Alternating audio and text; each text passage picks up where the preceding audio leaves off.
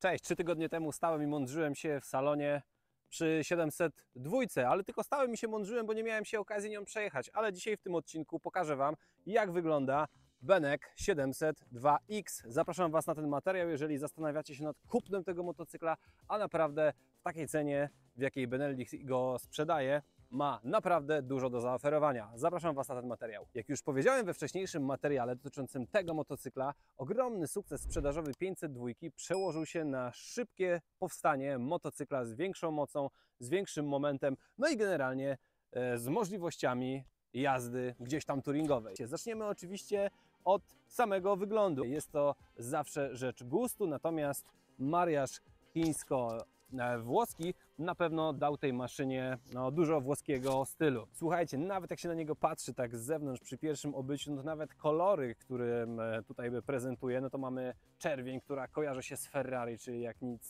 z Włochami.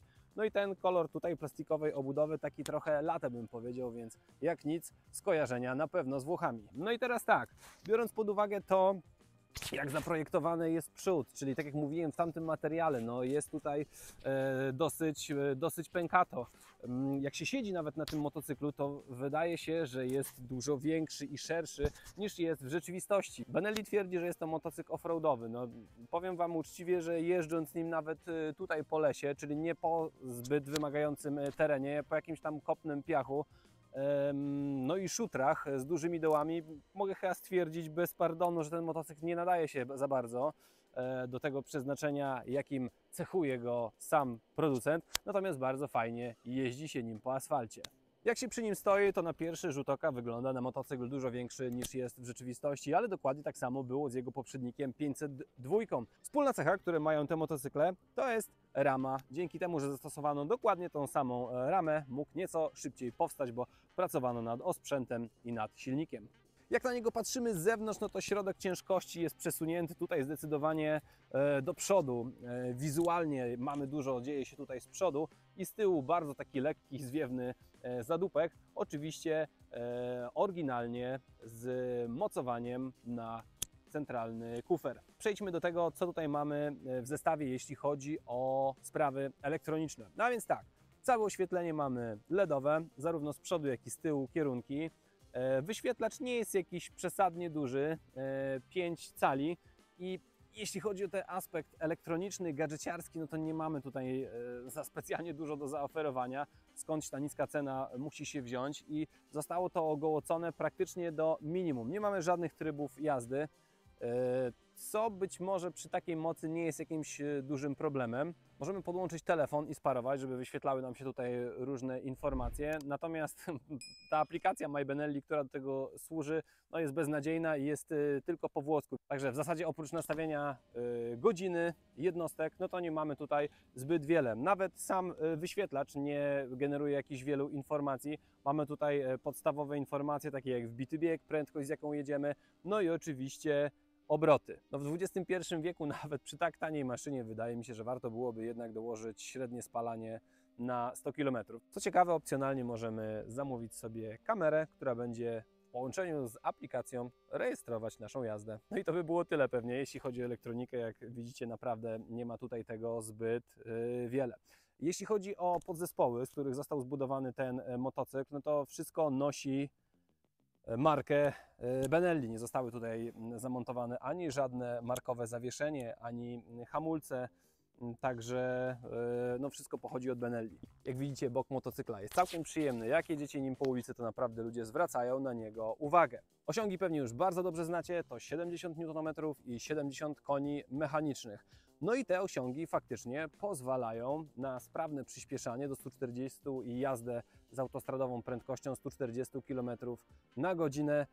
Sprzęt się nie męczy, nie tak jak ten wcześniejszy osiołek, także spokojnie można z taką prędkością autostradową jechać. Te osiągi pozwalają również jeździć w terenie. Jesteśmy w stanie zerwać przyczepność tylnego koła, dzięki czemu slajdem również możemy pojechać, co daje oczywiście ogromną przyjemność. Przygotowując się do tego materiału, próbowałem znaleźć informacje dotyczące tego, jaki rodowód ma piec. I znalazłem bardzo fajną informację, że protoplastą tego silnika jest silnik z Kawasaki ER6, ten o pojemności 650 cm3. Co ciekawe, on jest również po modyfikacjach zamontowany w Moto Morini X-Cape 650, więc można powiedzieć, że maszyny w tej samej klasie budżetowej, no i silnik ma taki sam rodowód.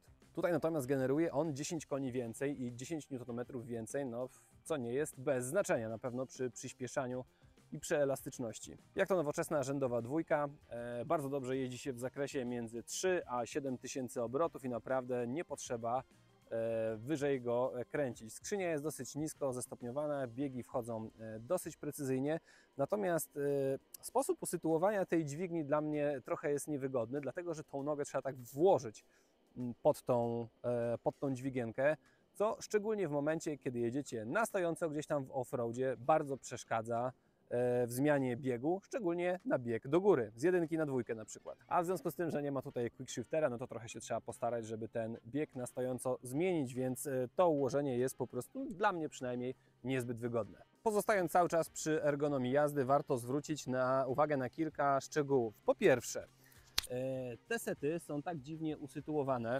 że za każdym razem, jak się chcecie dojechać do świateł i zatrzymać, za każdym razem jakbym chciał nogę postawić na ziemi, żeby się oprzeć, no to one mi po prostu przeszkadzają. Albo są w jakimś takim dziwnym, złym miejscu, albo ja po prostu jestem przyzwyczajony do innego motocykla. Pozycja jest wyprostowana i całkiem wygodna. Kanapa jest na wysokości 835 mm i nie jest to nisko. Osoby, które mają mniej niż 1,80 m, na pewno będą musiały podpierać się jedną nogą. Ja mam 1,82 m i podpieram się, bo tak jest mi dużo wygodniej, na lewą stronę i stopy całej nie stawiam. No ale tak jestem przyzwyczajony do wszystkich motocykli, nawet do tych, które dosięgam oboma nogami do podłoża, to i tak wystawiam zawsze lewą nogę. No i jeszcze ułożenie kolan. Kanapa jest dosyć wysoko, te sety też są jakoś dosyć wysoko tak od ziemi, co powoduje, że ta pozycja przynajmniej dla mnie nie jest aż taka wygodna. No być może jestem przyzwyczajony do KTM, a tam ten kąt ugięcia kolan jest po prostu jeszcze większy, jest jeszcze wygodniej. Także pozycja tutaj wyprostowana, ale te kolana niestety no, trochę mały kąt ugięcia. Aby zwiększyć jego dzielność w terenie i żeby ten wydech nie był za nisko, no to inżynierowie dali go trochę tutaj na prawą stronę, no, co powoduje, że po prostu ma bliski kontakt z naszą stopą, więc jazda w nim w klapkach i tak dalej odpada. Trzeba mieć buty motocyklowe, bo tutaj bardzo blisko mamy gorący wydech. Co czuć, jak się na nim siedzi, szczególnie z prawej strony przy prawej nodze, przy kostce, przy łydce. W tym egzemplarzu mamy jeszcze dołożony akcesoryjny deflektor, dzięki czemu, mimo tego, że ta szyba nie jest jakichś potężnych rozmiarów, wiatr całkiem nieźle nas omija i przy prędkości 120-130 bez problemu, bez jakiegoś wielkiego uderzenia w kask jesteśmy w stanie podróżować. I teraz przejdziemy do najsłabszej cechy tego motocykla, czyli do zawieszenia. Tak jak na początku usłyszeliście, Benelli na swojej stronie twierdzi, że jest to motocykl offroadowy. Dla mnie jest to bardziej jakiś tam tourer. Sport turerem bym go pewnie nie nazwał, bo osiągi nie takie jak w sporcie, ale nieważne. Skupmy się na tym zawieszeniu z przodu. Ma ono bardzo mikry skok, no bo 140 mm to jest generalnie tyle, ile miały maszyny sportowe 20 lat temu. No to ktoś, kto nazywa ten motocykl offroadowym, no to na pewno robi to na wyrost. I oczywiście tylko spoglądając w te dane katalogowe jesteśmy w stanie stwierdzić, że bardzo ciężko będzie jeździć nim przez dłuższy czas po jakimś szutrze, piachu czy lesie. No i faktycznie zawies jest po prostu twardy, no bo ma krótki skok, mało, że tak powiem, gazu w środku, więc musi być mocno sprężony, dlatego ten zawias jest po prostu twardy, ma mały skok. Sama goleń ma średnicę 50 mm, jest tu zastosowany widelec odwrócony i do zastosowań szosowych oczywiście jak najbardziej się nadaje i jest bardzo wygodny. Z tyłu mamy skok zawieszenia 173 mm, więc trochę więcej, ale oczywiście bez szału do takich motocykli jak KTM, na przykład 790 albo Transalp, które w okolicach 20 kilku centymetrów mają, no to jest mu naprawdę daleko. Prześwit nie najgorszy, bo 205 mm, więc w mieście pod duży krawężnik podjedziecie, a i tutaj w lesie na korzeniu się na pewno nie zatrzymacie. Jeśli chodzi o hamulce, to nie jest to żaden markowy producent. Mamy tutaj logo Benelli, jak widzicie, na zacisku, zaciski dwutłoczkowe, tarcza z przodu 320 mm. Teoretycznie mogłoby się wydawać, że to całkiem spory rozmiar, natomiast hamulce nie są jakoś najmocniejszą stroną tego motocykla. Być może na tych oponach mam po prostu takie odczucie, być może na tych szosowych byłoby nieco lepiej, natomiast trzeba dość znacznie wcisnąć klamkę prawą, żeby zahamować. Hamulec tylny jest bardzo słaby, w zasadzie jest to spowalniacz i żeby poczuć jakieś hamowanie, to trzeba go naprawdę mocno wcisnąć. Ja czasami, stojąc na światłach pod lekką górkę do przodu albo do tyłu, no trzymam prawą nogę na tym hamulcu i nawet tak jak go trzymałem leciutko, to po prostu zjeżdżałem, więc trzeba po prostu dużo mocniej go wcisnąć. Opony zastosowane na pierwszy montaż to Pirelli Rally STR, więc takie 70% asfaltu i 30% terenu.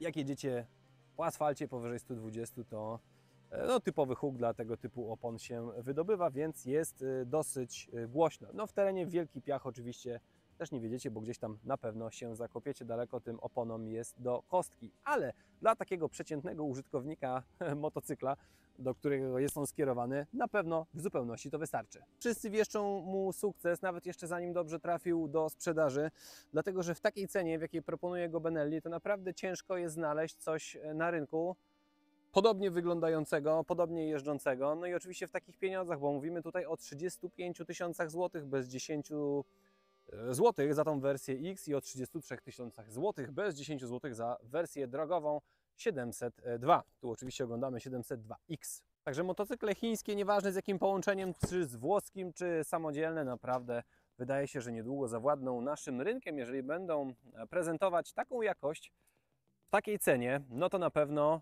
będą za kilka lat ogromną konkurencją dla maszyn europejskich i japońskich.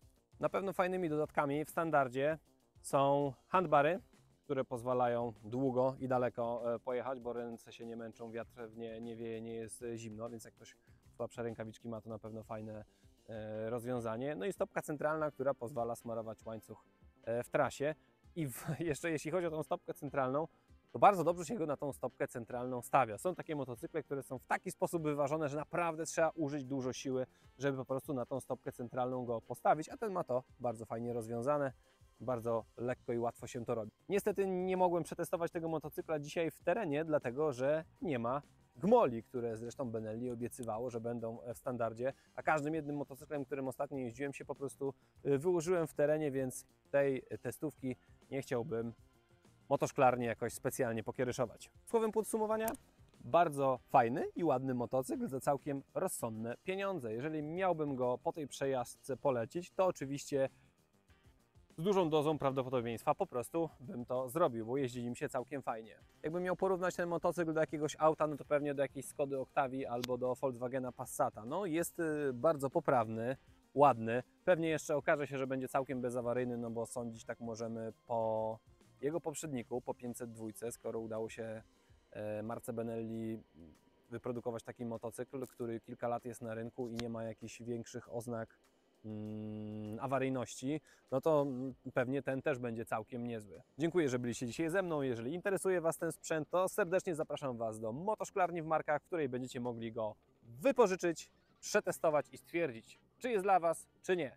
Serdecznie Wam dziękuję. Do zobaczenia w następnym materiale. Po tej stronie pokażę Wam się materiały, które nagrałem już wcześniej. Do zobaczenia. Ciao!